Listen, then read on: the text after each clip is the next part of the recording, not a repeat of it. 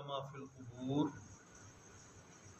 وحصل ما فی الصدور ان ربهم بهم یومئذ لخبیر صدق اللہ مولانا العظیم وصلوا علی الحبیب اللہم صل علی سیدنا مولانا محمد وعلی آلہ واصحابہ وعترتہ اجمعین۔ سورہ العادیات کی آخری 3 آیات آج ہمارے زیر نظر ہیں۔ ان تینوں آیات میں اللہ تعالیٰ قبروں سے اٹھنے کا حال بیان کر رہے ہیں، وہ کیفیت کیا ہوگی اور کس طرح ہر چیز جو پوشیدہ ہے وہ ظاہر ہو جائے گی، اور جو نہیں مانتے اس روز جان جائیں گے کہ اللہ تعالیٰ ہر چیز سے باخبر ہے،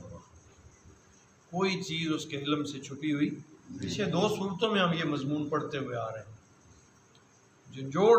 کے بار بار ایک ہی بات پہ زور دے کے کہا،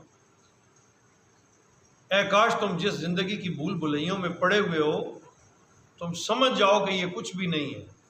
سوائے لذات کے، خواہشات کے، اور تم میں سے اعلیٰ ترین وہ ہے جو ان لذتوں اور خواہشوں پر قابو پا لے اور ان کو اللہ اور اس کے رسول کے حکم کے تابع کر لے۔ جو خواہش کرے اس خواہش میں یہ معیار قائم رکھے کہ یہ اللہ کی رضا کے موافق ہو اور رسول اللہ صلی اللہ تعالی علیہ وسلم کی سنت اور اتباع میں ہو، کامیاب ہو جائے۔ ارشاد فرمایا افلا یعلم، کیا وہ اس وقت کو نہیں جانتے، اس وقت سے باخبر نہیں ہیں، اذا بعثر ما فی القبور، جب نکال لیا جائے گا جو کچھ قبروں میں ہے۔ یہ تو کہتے ہیں نا ہڈیاں بوسیدہ ہو جائیں گی تو کیسے اٹھیں گے؟ یہ وہی مالک ہے جس نے تمہیں پانی کی بوند سے انسان بنایا تھا، تمہاری بھوری ہوئی ہڈیوں کو پھر سے دوبارہ اسی وجود کی شکل دینا اس کے لیے کوئی مشکل نہیں ہے۔ جو کچھ قبروں میں ہے وہ نکال لیا جائے گا، وحصل ما فی الصدور، اور ظاہر کر دیا جائے گا جو کچھ سینوں میں پوشیدہ ہے۔ ظاہر کے اور رنگ تھے، باطن کے اور رنگ تھے، دنیا میں تم نے اپنا باطن لوگوں سے چھپا کے رکھا۔ میرے اوپر ایک مذہبی لبادہ ہے، بظاہر بڑا خوبصورت ہے، پتہ نہیں اندر کا حال کیا ہے، کہ اللہ فرماتا میں تو جانتا ہوں نا تیرے اندر کا حال کیا۔ یہاں بڑی پیاری تشریح پیر صاحب نے لکھی، وہ فرماتے ہیں گویا یہ فرمایا جا رہا ہے کہ جو شخص دولت کے جنون میں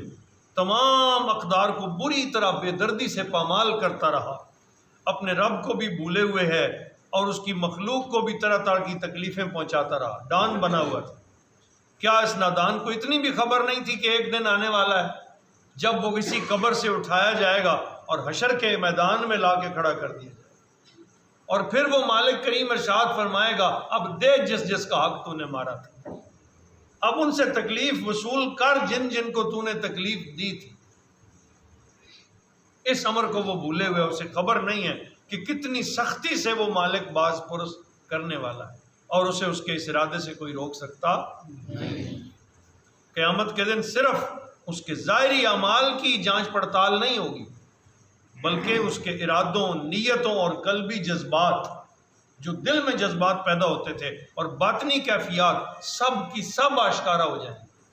ایک آدمی جج کے سامنے جاتا ہے نا تو جج بھی ظاہر پہ فیصلہ کرتا ہے، نیت اور ارادہ نہیں بانپ سکتا۔ دنیا میں تو ایسا ہی ہوتا ہے، بظاہر گواہیاں دیکھ کے، حالات دیکھ کے، ظاہر میں جو کچھ نظر آ رہا ہوتا ہے نا، ہماری عدالتیں تو اس پر ہی فیصلہ کرتی ہیں۔ بعض اوقات وہ صحیح پہنچتی ہیں، بعض اوقات صحیح نہیں پہنچتی، لیکن جس جج کے سامنے تم حاضر ہونے والے ہو وہ تمہاری ارادوں، نیتوں، تمہارے اندر کے احساسات کو بھی جانتا ہے، وہ ان کو بھی کھول کے سامنے رکھ دے گا کہ یہ جو 10 روپے تو اللہ کی راہ میں دے رہا تھا پیچھے نیت کیا تھی۔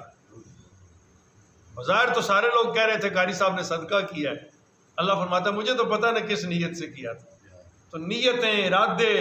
تمہارے احساسات، تمہارے اندر کے اوہام اور خیال، اس سے تو وہ اس سے بھی باخبر۔ اور اللہ پاک اس دن تمہارے، بڑا ہی پیارا جملہ ایک لکھا پیر صاحب نے، وہ کہتے ہیں جن مقاصد کے لیے وہ غلطیاں کرتا تھا وہ مقاصد سامنے آئیں گے، اور وہ حسن بیان کے ریشمی غلاف جن باتوں پہ چڑھا رکھے تھے، خوبصورت گفتگویں کر کر کے لوگوں کو چکر دیے ہوئے تھے، وہ ساری کھل کے سامنے آ جائیں گی۔ یہ وہ دن ہے جس دن کے بارے میں کہا گیا وہ حصل ما فی الصدور، اور ظاہر کر دیا جائے گا جو کچھ سینوں میں پوشیدہ ہے، جو کچھ آج تک چھپا ہوا تھا کسی کے سامنے نہیں کھلا تھا وہ کھل جائے گا۔ وہ کہتے ہیں کچا چٹھا سارا کھول کے رکھ دیا تھا۔ ان ربہم بہم یومئذ لخبیر، یقیناً آپ کا رب اس روز سے خوب باخبر، آج بھی باخبر، وہ آج بھی جانتا ہے، اور اس دن بھی اسے کامل خبر ہوگی ہر ایک شخص کی، ہر ایک کی، اور ہر ایک کو اس کے اعمال کھول کھول کے اس کے سامنے رکھے جائیں گے، اور اللہ تعالیٰ کو اس کے لیے کسی آلے کی ضرورت بھی نہیں ہے۔ بڑی کیا قرآن عظیم کے سمجھانے کے انداز ہے، وہ خود خبیر ہے، اس کو کسی معاون کی ضرورت بھی، فرشتے بھی اس نے اپنی پیدا کیے ہیں نا، تو یہ اللہ کے معاون نہیں ہیں، ڈیوٹیاں لگائی ہیں اللہ تعالیٰ نے کہ وہ سر انجام دیں خوش اسلوبی کے ساتھ سارے کاموں کو، ورنہ وہ خود بھی کر سکتا ہے، اسے کسی معاون کی ضرورت نہیں ہے۔ ان ربہم بہم یومئذ لخبیر، یقیناً ان کا رب ان سے اس روز خوب باخبر ہوگا۔ اس خبیر کی بارگاہ کی حاضری سے ڈر جاؤ، اگرچہ اللہ تعالیٰ آج بھی ان کے حالات سے پوری طرح واقف ہے، لیکن اس روز کی آگاہی اور باخبری کی کیفیت بالکل جدا ہوگی، ایک ایک عمل کھول کے سامنے رکھا ہو، پھر بندہ تعصف بھی کرے گا، پریشان بھی ہوگا، اس دن کی پریشانی کسی کام آئے گی نہیں۔ اللہ فرمائے گا عمل کرنے کا وقت وہ تھا، آج نہیں ہے۔ ایک مقام پہ قرآن عظیم میں اللہ کریم فرماتے ہیں نا، وہ ہاتھ ملیں گے اور کہیں گے اے کاش ایک موقع اور مل جائے، ایک دفعہ اللہ تعالیٰ موقع دے دے، ہم انشاءاللہ بڑے پارساب بن کے آئیں گے۔ اللہ فرمائے گا وہ موقع والا وقت چلا گیا، اب مہلت نہیں ملے گی،